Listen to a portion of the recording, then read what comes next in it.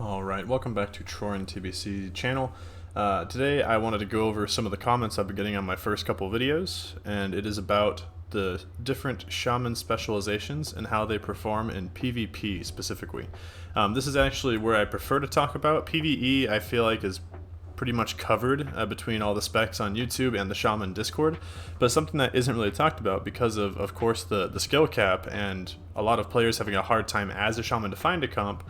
It is quite difficult to find content that is out there concerning the specializations. So I wanted to go over today just the Elemental PvP specs that I have run, the Enhancement PvP specs that I have run, and I think there's actually a better YouTuber that does a fantastic job at talking about restoration already, so I'll let him do that, and we'll talk about that in a minute. Again, he will be linked in the video somewhere. So moving on, I'm going to go ahead and talk about the two elemental specs that I have played. One I have already shown you in a previous video, go ahead and just navigate to that via my channel, but the new one that I have been working with, and the one that you'll see some gameplay in the background of this video, is a very defensive specialization that actually plays really well with a healer comp. Because of the Elemental Shaman's high output of burst, it actually has a pretty good chance of getting, two back-to-back crits and dropping your opponent below, 50 to 40% health. And then you'll go ahead and drop your Elemental Mastery and finish the job. But let's go ahead and talk about that spec. What I did is that this spec is actually not very mana efficient, so you do need to focus on keeping Water Shield up 100% of the time. So let's go ahead and put 5 into Concussion to get 5% extra damage to everything we do. And then we're going to go ahead and drop 3 into Elemental Warding. This helps us against comps that of course use Fire, Frost, and Nature. Druids, they like to put a couple Wraths into you during the burst, especially Umkins. Or Restokin is actually a pretty tier 3 spec that you'll see a lot of Druids play. And we'll go ahead and put down 2 into Call of Flame because Searing Totem is actually very helpful. You could also put 2 into Earthbind, but I actually put down Searing Totem pretty frequently, and it does its job. And Earthbind, honestly, people can kite out of it really quite easily, and you end up fighting pretty far away from it. And 20% radius is not a huge deal. Let's go ahead and put 5 into the big crits. I think that's kind of a automatic. Let's go ahead and get clear elemental focus for that clear casting. And then we do want to put all 3 points into Eye of the Storm. Now we do have 1 extra point here. I go ahead and put that into Call of Flame. Moving forward, I take Elemental Fury because that's obviously a given, and I do take my 2 into Storm Reach. And for this spec, I actually do not take this improved Fire Totem because, again, you can line up your burst pretty well with the 5-second cast as long as they don't kill it, and even with the 3-second cast, people kill it pretty frequently. As you see, it's a 4-second destroy timer. This takes it down to 2, and all it takes is a tab target and your totem's dead. So we're going to go ahead and put those remaining points into Reverberation, followed by, of course, 5 into Lightning Mastery, and 1 into Elemental Mastery. Now, I've had a comment on my video regarding Elemental Shields and how it works. From the testing that I have seen, it reduces damage taken by 6% from critically hit, melee, and ranged attacks. What that equates out to is between 600 and 800 damage per match that this negates, and that's actually a pretty big deal, especially when you're dealing with rogues. Rogues really need to kill you with their entire burst or they're useless, and anything that holds them back from doing so can really change the match for you. So I go ahead and put 3 into this, 1 into Elemental Precision, followed by, of course, the 5 into Lightning Overload. Now, never get Totem of Wrath. It is useless for PvP. So that is it for this tree. We're going to go ahead and move on to the Enhancement tree. Now, most specializations, and the one that I went over on my channel, has you go into the Restoration tree until Nature's Swiftness, and although that does have a lot of usability, we're actually going to turn into somewhat of a tank. Instead of getting the block chance, because to be frank, a 5% block chance is not very helpful, we're going to go ahead and take 5% extra mana. And this is a huge deal right here. This next line is massive for the spec. We're going to make your Ghost Wolf instant, your Grounding Totem much more frequent, and finally, 1 an improved Lightning Shield. What that does for you is you're going to get additional armor from your Stone Skin Totem, or I guess damage reduced, so a total of 51 per attack. When you bring into that with the Elemental Shields, you can really get tanky as long as you have your totems down. Now, Earthbind obviously has a cooldown, so when Earthbind is not down, you're going to be dropping your Stone Skin. It does take a pretty hefty amount of mana, so make sure that you are at least getting mileage out of it by dropping it in a location that's a little bit more feasible. Recognize also that we're not getting a very important talent for shamans, the totemic mastery. So make sure you're very familiar with the yardages of your totems. Mainly, your Tremor totem actually already has a 30-yard range, so that's fine. Windfury is no longer 20 yards. Stone Skin is no longer 30 yards. They're back down to their default of 20 and 20, and I believe 20 for the Wrath of Air. So you do need to play a little bit closer to your totems, but this usually doesn't cause too much of a problem. After that, so at this point we're now down to this tree here, and we have to make a choice between these 5. Obviously we're not going to be getting too many melee critical strikes, so we're not going to touch this one. I know it's only 1 point, but trust me here, you're not going to be getting a lot of melee mileage out of this. And although it could be awesome if there is a spec that we can go over later on in the channel that is kind of an elemental enhanced hybrid where you actually dual wield and you can actually run I've seen people run to about 1850 rating with that. I have not seen too many people do it, and I do not think it's going to be viable except for on a private server, so I'd rather not cover it.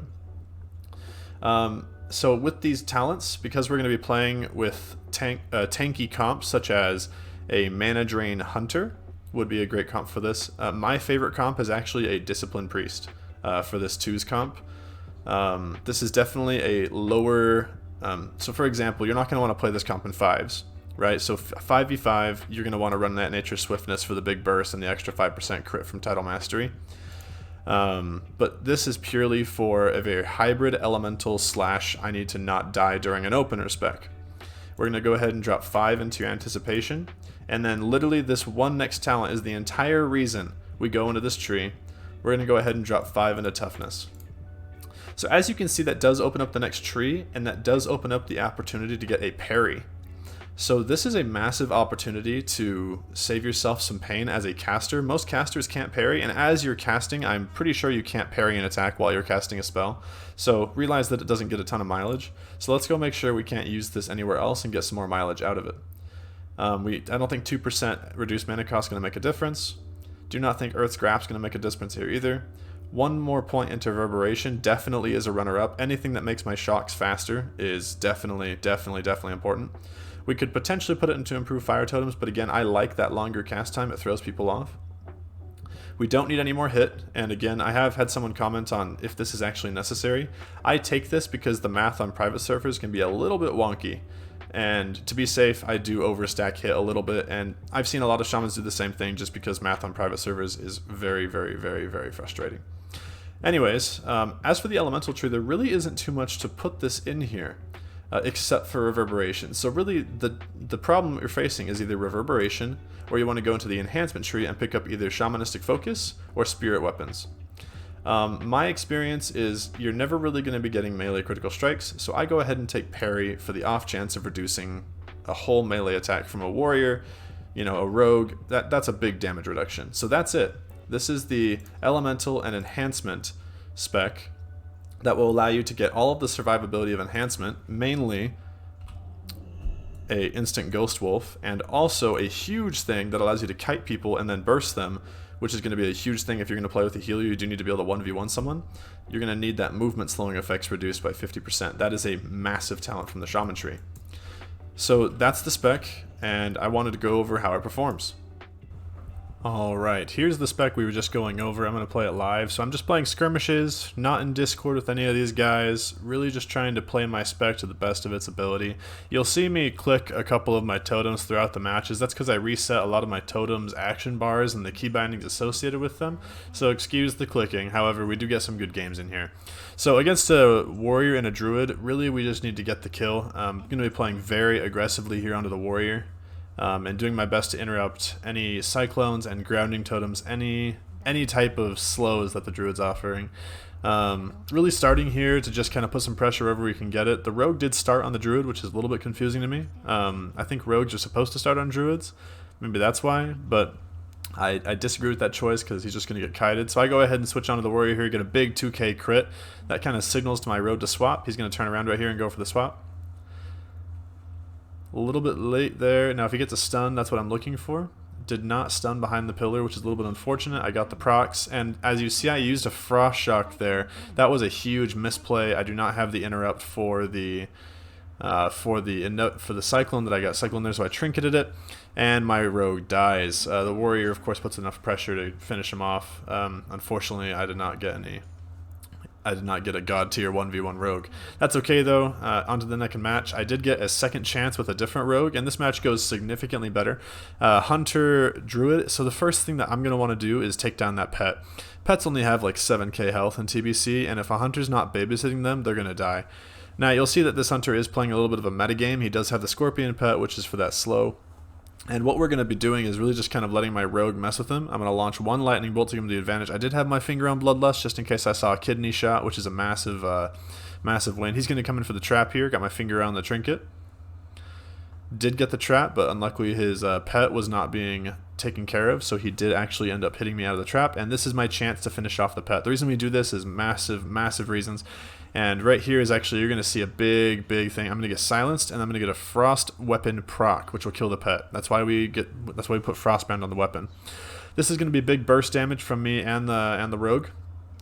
He's going to hopefully pop a stun here. That's kind of what I'm hoping for. Unfortunately, that's not going to happen. The Druid does a great job, and I miss my grounding totem for the rogue.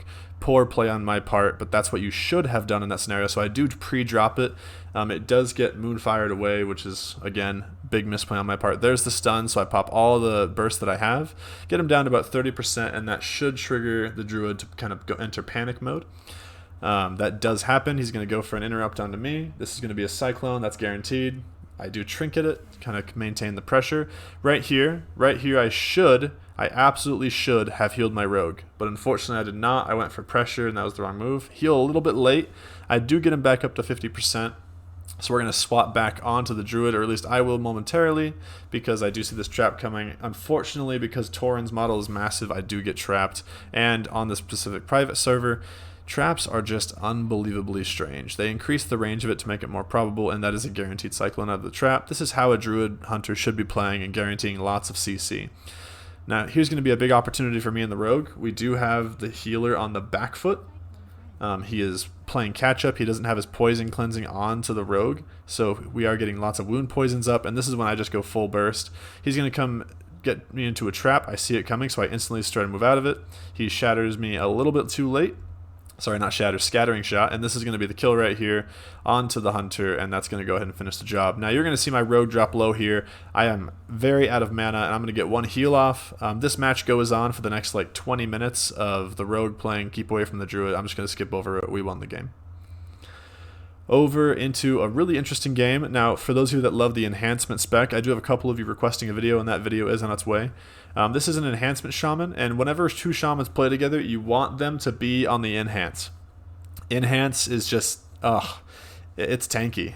It has all the glorious talents that we took in this tree, but they obviously have the melee pressure. The priest is automatically going to be the target because we can both purge literally everything off the priest.